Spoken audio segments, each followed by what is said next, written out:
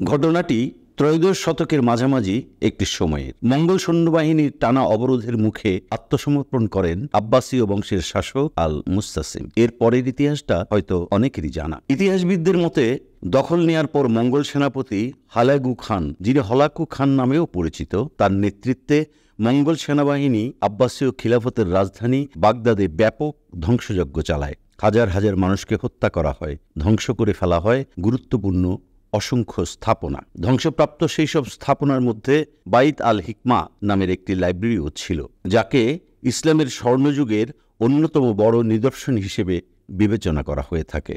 এটি এতটাই সমৃদ্ধ ছিল যে ধর্ম বর্ণ নির্বিশেষে সারা বিশ্বের পণ্ডিতরা সে সময় জ্ঞান চর্চার জন্য বাগদাদে উপস্থিত হতেন। ফলে শহরটি দ্রুতই জ্ঞান বিজ্ঞান চর্চার অন্যতম কেন্দ্রবিন্দুতে পরিণত হয়েছিল বলে জানা যায়। প্রাচীন সেই গ্রন্থাগারটির কোনো অবকাঠামোই আর এখন টিকে নেই। 1258 সালের শুরুর দিকে বাগদাদ দখলের পর মঙ্গলরা লাইব্রেরিটি পুরোপুরি ধ্বংস করে ফেলে। গবেষকদের মতে গ্রন্থাগারে সংরক্ষিত বইগুলোর বড় একটি অংশ তখনই পুড়িয়ে ছাই করা হয়, বাকিগুলো ফেলে দেওয়া হয় শহরের পাশ দিয়ে বয়ে যাওয়া টাইগ্রিস বা দজলা নদীতে।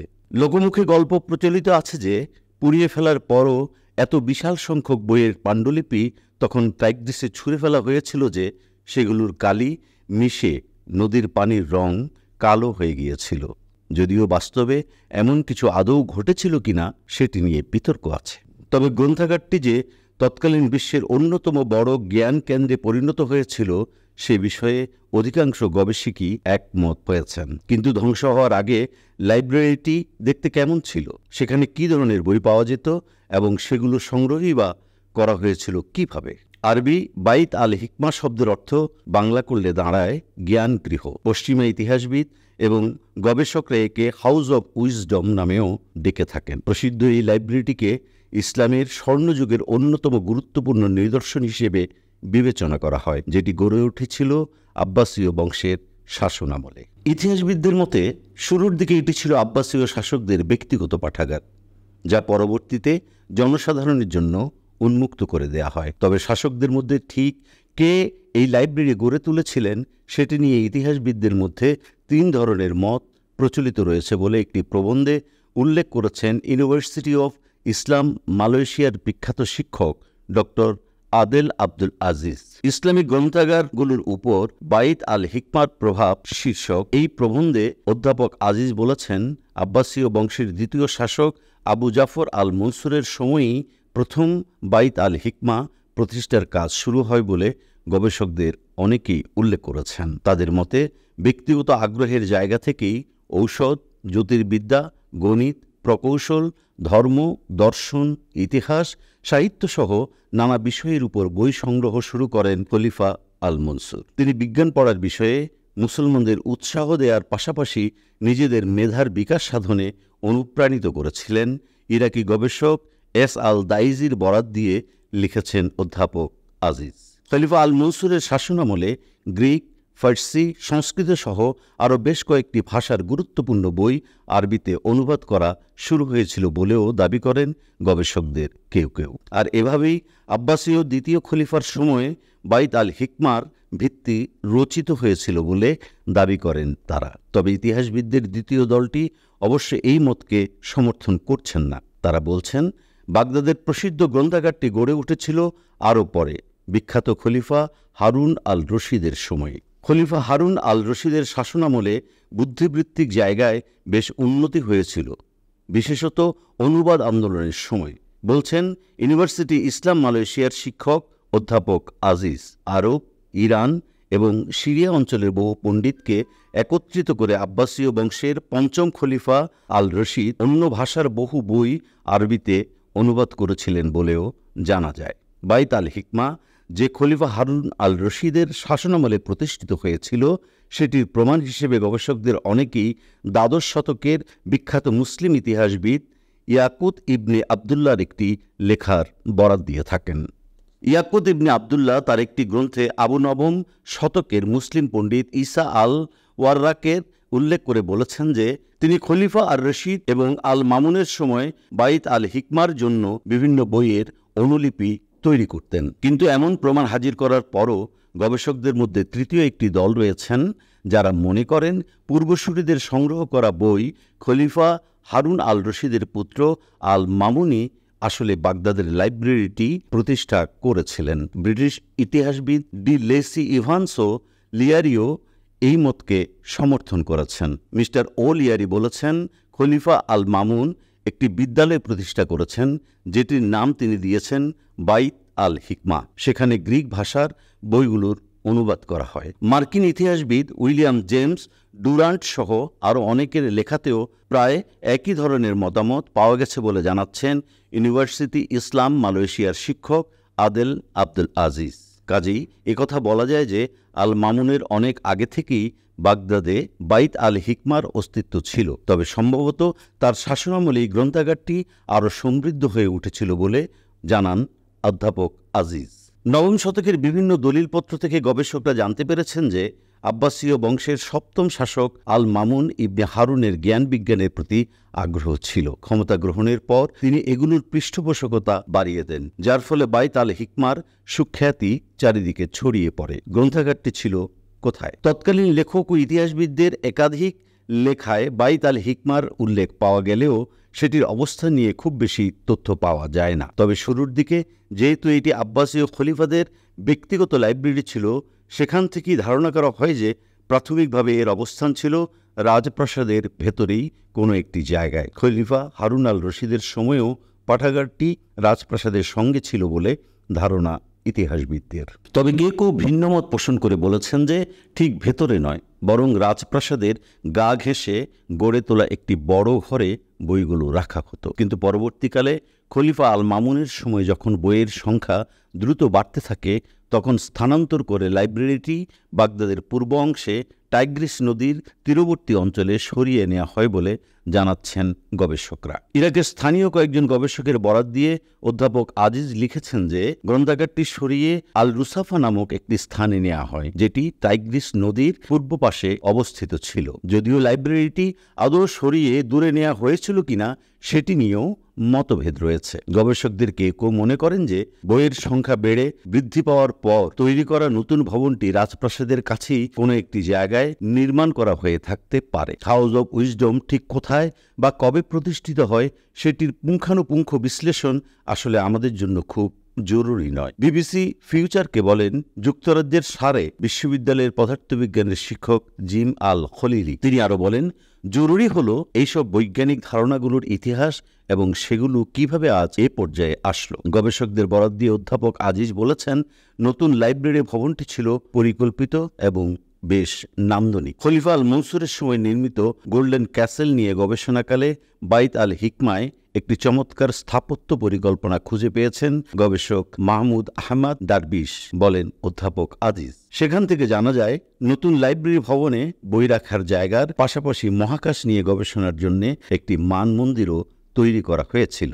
গবেষকদের মতে গ্রন্থাগারটির ভেতরে একটি বড় খোলা জায়গা ছিল। চারিদিক দিয়ে সেটি 2 তলা বিশিষ্ট বেশ কয়েকটি বড় কক্ষ দিয়ে ঘেরা ছিল। ভবনের 4 কোণে ছিল বড় বড় 4টি গম্বুজ। এছাড়া পাঠাগারের প্রধান ঘরটির ওপরেও বিশাল আকারের একটি উঁচু গম্বুজ ছিল। ভবনের নিচের তলায় দেয়ালের সঙ্গে লাগানো সারি সারি আলমারিতে বই রাখা হতো। এক্ষেত্রে ধর্ম, দর্শন, বিজ্ঞান, সাহিত্য সহ প্রতিটি বিষয়ের বইয়ের জন্য আলাদা তাক ছিল, যাতে সহজেই সেগুলো খুঁজে পাওয়া যায়। লাইব্রেরিতে পড়াশোনার ব্যবস্থার পাশাপাশি ছিল অনুবাদ, অনুলিপি, মাধাই এবং লেখার জন্য আলাদা জায়গা। এসব কাজের জন্য দক্ষ লোক নিয়োগ দেওয়া হতো, যারা বেশ ভালো বেতন পেতেন। মুসলমানদের পাশাপাশি অন্য ধর্মের পণ্ডিতরাও সেখানে কাজ করতে পারতেন বলে জানাচ্ছেন গবেষকরা। লেখক, অনুবাদক, ছাত্র এবং কর্মচারীদের জন্য ভবনের উপরের তলায় থাকা খাওয়ার সুব্যবস্থা রাখা হয়েছিল। নদীর কাছাকাছি অবস্থিত হওয়ায় লাইব্রেরির চারপাশের পরিবেশও বেশ চমৎকার ও মনোরম ছিল বলে জানাচ্ছেন গবেষকরা। কি ধরনের বই ছিল? গবেষকরা বলছেন যে তৎকালীন সময়ে লিখিত জ্ঞান গ্রন্থের মধ্যে উল্লেখযোগ্য প্রায় সব বই পাওয়া যেত বাইত আল হিকমাতে। এর মধ্যে সবচেয়ে বেশি ছিল চিকিৎসা, বিজ্ঞান, ধর্ম, দর্শন, ইতিহাস এবং সাহিত্যের বই। বইয়ের সংখ্যার বিষয়ে সুনির্দিষ্ট কোনো তথ্য পাওয়া না গেলেও লাইব্রেরিটিতে কয়েক লাখ বই, পাণ্ডুলিপি এবং দলিলপত্র ছিল বলে ধারণা করেন ইতিহাসবিদরা। যদিও বইয়ের এই লাখ সংখ্যা নির্ণয়েও বিতর্ক রয়েছে। অনেকে মনে করেন গ্রন্থাগারটিতে বইয়ের তুলনায় রাষ্ট্রীয় বিভিন্ন দলিলপত্রের সংখ্যাই বেশি ছিল। তবে বিবিসি ফিউচার তাদের একটি প্রতিবেদনে বলছে যে বর্তমানে লন্ডনের ব্রিটিশ লাইব্রেরি বা প্যারিসের বিবলিওথেক ন্যাশনালে যে পরিমাণ বইয়ের সংগ্রহ, অতীতে হাউস অফ উইজডমেও তেমনটি ছিল। মঙ্গলদের আক্রমণের আগে সেসব গ্রন্থের মধ্যে অল্প কিছু সরানো সম্ভব হয়েছিল। এক্ষেত্রে গবেষকদের অনেকেই পারস্যের মুসলিম পণ্ডিত নাসিরুদ্দিন আল তুসির নাম উল্লেখ করেন, যিনি অল্প কিছু বইয়ের পাণ্ডুলিপি রক্ষা করতে সক্ষম হয়েছিলেন বলে জানা যায়। বাগদাদের বড় লাইব্রেরিগুলোতে আরবি ভাষায় অনেক মৌলিক বই ছিল, তবে মোট সংগৃহীত বইয়ের বেশিরভাগই ছিল অন্য ভাষা থেকে আরবিতে অনুবাদ করা। দশম শতকের লেখক ও ইতিহাসবিদ ইবনে আল নাদিম তার আল ফিরিস্ত নামক গ্রন্থে অন্তত ৬৭ জন অনুবাদকের কথা উল্লেখ করেছেন, যারা বাইত আল হিকমার জন্য কাজ করতেন। এর মধ্যে সবচেয়ে বেশি প্রায় ৪৭ জনই কাজ করতেন গ্রিক ও সিরীয় ভাষার গ্রন্থ অনুবাদে। সে সময়ের উল্লেখযোগ্য অনুবাদকদের মধ্যে আবু মাসার, হুনাইন ইবনে ইসহাক, ইবনুল আসাম ও সাবিত ইবন কুরর, হাজ্জাত ইবনে মাতির, আল কিন্দি, আল বুলাকাই আরও অনেকের নাম পাওয়া যায়। এর মধ্যে গ্রিক ভাষায় লেখা বই অনুবাদ করে আল কিন্দি এবং হুনাইন ইবনে ইসহাক বেশ নাম করেছিলেন বলেও জানা যায়। বিজ্ঞানের ক্ষেত্রে চিকিৎসা বিজ্ঞানের অনেক বই অনুবাদ করা হয়েছিল।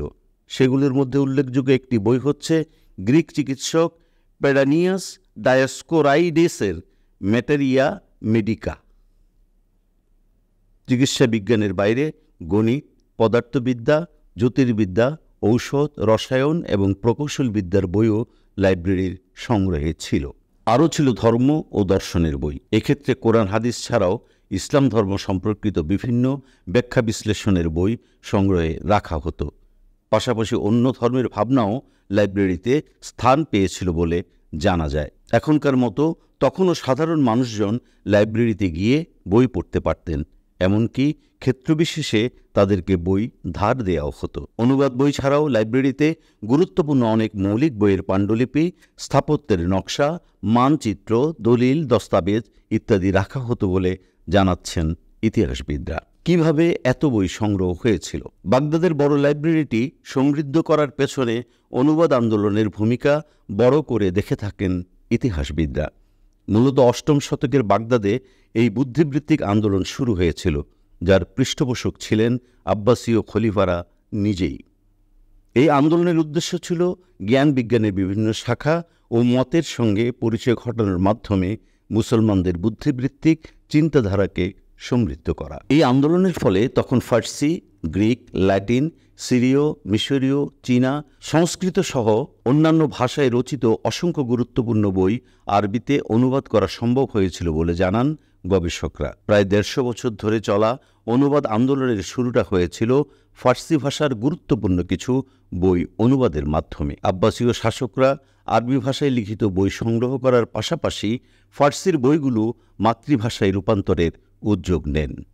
এরপর ধীরে ধীরে অন্য ভাষার বইগুলো আস্তে আস্তে অনুবাদ হতে থাকে। এক্ষেত্রে অন্য ভাষার মূল বই কেনা, অনুলিপি তৈরি করা, এমনকি ধার করে এনেও অনেক সময় অনুবাদ করা হতো। আব্বাসীয় শাসকরা বই কেনার জন্য চুক্তি করেছিলেন এবং এর জন্য উচ্চমূল্যও প্রদান করেছিলেন, বিশেষত খলিফা আল মামুনের সময়ে, বলেন গবেষক ডক্টর হাসান আহমদ মাহমুদ। যুদ্ধজয়ের মাধ্যমেও কিছু বই সংগৃহীত হয়ে থাকতে পারে বলেও ধারণা করেন ইতিহাসবিদরা। অনুবাদ করার পর সেটিও কয়েকটি অনুলিপি তৈরি করা হতো, যাতে একটি নষ্ট হয়ে গেলেও অন্যটি সংরক্ষণ করা যায়। নবম শতকে খলিফা আল মামুনের সময় আন্দোলনে নতুন মাত্রা যোগ হয়। বাইত আল হিকমাতে গ্রিক ভাষা থেকে অনুবাদ করা বইয়ের সংখ্যা ছিল চোখে পড়ার মতো। তখন যাদের কাছে গ্রিক ভাষার বই ছিল, চিঠি পাঠিয়ে তাদের কাছ থেকে বই ধার করে আনার নজিরও পাওয়া গেছে বলে জানাচ্ছেন গবেষকরা। এর একটি কারণ হিসেবে তারা বলেছেন, জ্ঞানচর্চার এক পর্যায়ে আরবরা গ্রিক মনীষীদের দর্শন, সাহিত্য এবং চিকিৎসা বিষয়ে জ্ঞানের প্রতি বেশ আগ্রহী হয়ে উঠেছিলেন। ফলে গ্রিক ভাষার বই আরবিতে অনুবাদের জন্য ধর্ম, বর্ণ নির্বিশেষে উচ্চ বেতনে পণ্ডিত নিয়োগ দেন আব্বাসীয় শাসকরা। মূলত সেই কারণেই কয়েক দশকের মধ্যে Plato, Aristotle, Hippocrates, Ptolemy, Pythagoras, Archimedes, gallon, Euclid সহ অসংখ্য মনীষীর লেখা গ্রিক ভাষার আকর গ্রন্থগুলো তখন আরবিতে অনুবাদ করা সম্ভব হয়েছিল বলে মনে করেন ইতিহাসবিদরা। বইয়ের ওজনে স্বর্ণ। কথিত আছে যে অন্য ভাষার গুরুত্বপূর্ণ কোনো জ্ঞান গ্রন্থ আরবিতে অনুবাদ করলে সেই গ্রন্থের ওজনের সমপরিমাণ স্বর্ণ উপহার দেওয়ার ঘোষণা দিয়েছিলেন আব্বাসীয় বংশের শাসকরা। ইউনিভার্সিটি ইসলাম বিশ্ববিদ্যালয়ের শিক্ষক ডক্টর আদেল আব্দুল আজিজ বলেছেন, গ্রিক ভাষার প্রাচীন গ্রন্থগুলো অনুবাদের জন্য খলিফা আল মামুন তৎকালীন বিখ্যাত অনুবাদক হুনাইন ইবনে ইসাককে বইয়ের ওজনের স্বর্ণ প্রদানের এমন প্রস্তাব দিয়েছিলেন বলে একাধিক সূত্রে উল্লেখ করা হয়েছে, যদি এর পক্ষে শক্ত কোনো প্রমাণ পাওয়া যায়নি বলে জানাচ্ছেন পশ্চিমা গবেষকরা। তবে লেখক, গবেষক এবং অনুবাদকদের যে তাদের কাজের জন্য সে সময় মোটা অঙ্কের বেতন দেওয়া হতো সে বিষয়ে তাদের মধ্যে কোনো মতভেদ দেখা যায় না। মার্কিন ইতিহাসবিদ উইলিয়াম জেমস ডুরান্টের লেখা থেকে জানা যায় যে খলিফা আল মামুনের সময়ে বাইত আল হিকমার ব্যয়ে স্বর্ণ রৌপ্য মিলে প্রায় 2 লক্ষ মুদ্রায় পৌঁছেছিল। শাসকদের পাশাপাশি বিদ্যানুরাগী ধনী ব্যক্তিরাও লাইব্রেরির তহবিলে অর্থ দান করতেন বলে জানাচ্ছেন গবেষকরা। বিবিসি ফিউচারের একটি প্রতিবেদনে বলা হয়েছে যে হাউস অব উইজডমের কারণে তৎকালীন বিশ্বের বিভিন্ন স্থান থেকে পণ্ডিত, গবেষক এবং বিজ্ঞানীরা বাগদাদে হাজির হতে শুরু করেন। ফলে ক্রমেই লাইব্রেরিটি জ্ঞান চর্চার আগ্রহের কেন্দ্রবিন্দুতে উঠে আসে এবং বিভিন্ন ধরনের বই পড়ার ক্ষেত্রে সেটি অপ্রতিদ্বন্দ্বী এক কেন্দ্রে পরিণত হয়। একই সঙ্গে সেটি প্রকাশের স্বাধীনতার প্রতীকও হয়ে ওঠে। এর কারণ সেখানে ধর্ম, বর্ণ নির্বিশেষে বিদ্বানরা ঢুকতে পারতেন এবং পড়াশোনা, গবেষণার অনুমতি পেতেন। নবম শতকের পর লাইব্রেরিটি ক্রমেই একটি একাডেমিতে পরিণত হয়। বাইত আল হিকমাতে তখন মানবিক ও বিজ্ঞান, গণিত, চিকিৎসা, রসায়ন, ভূগোল, দর্শন, সাহিত্য ও শিল্পকলা, এমনকি আলকেমি ও জ্যোতিষশাস্ত্রের মতো বিষয়েও চর্চা হতে থাকে। ফলে বুদ্ধিবৃত্তিক জায়গা থেকে তখন মুসলিম বিশ্ব তাদের সবচেয়ে উজ্জ্বলতম সময়ে পৌঁছায়, যা ইসলামের স্বর্ণযুগ নামে পরিচিত। বিখ্যাত গণিতবিদ আল খারিজমি এই সময়ে কিতাবুল জাবর লিখেছিলেন, যা পরবর্তীতে গণিতশাস্ত্রকে এগিয়ে নেয়ার ক্ষেত্রে ইতালীয় পণ্ডিত ফিবোনাচ্চি সহ পশ্চিমের অসংখ্য মনীষীকে অনুপ্রেরণা জুগিয়েছে বলে জানা যায়। গণিতে অসাধারণ অবদানের জন্য আল খারিজমিকে প্রায়শই বীজগণিতের জনক ডাকা হয়ে থাকে। মুসলিম দার্শনিক আল জাহিজের নামও বেশ জোরে উচ্চারিত হয়, যিনি ব্রিটিশ বিজ্ঞানী চার্লস ডারউইনেরও 1000 বছর আগে প্রাণীদের বিবর্তনের উপর কিতাব আল হায়ওয়ান নামে একটি বই লিখেছিলেন। এছাড়া চিকিৎসা বিজ্ঞান, জ্যোতির্বিজ্ঞান, পদার্থবিজ্ঞান, প্রকৌশল বিজ্ঞান সহ জ্ঞানের বিভিন্ন শাখায় অবদান রাখার জন্য হুনাইন ইবনে ইসহাক, আল কিন্দি, আল মালিক, বনু মুসা, মোহাম্মদ জাফর ইবনে মুসা, ইবনে আলী, আল জাজারি প্রমুখ মনীষীদের নাম স্মরণ করা হয়। জ্ঞানের জগতে তাদের অবদানের পেছনে বাইত আল হিকমার ভূমিকা রয়েছে, তবে সেই ভূমিকা কতটুকু সেটি নিয়েও বিতর্ক রয়েছে।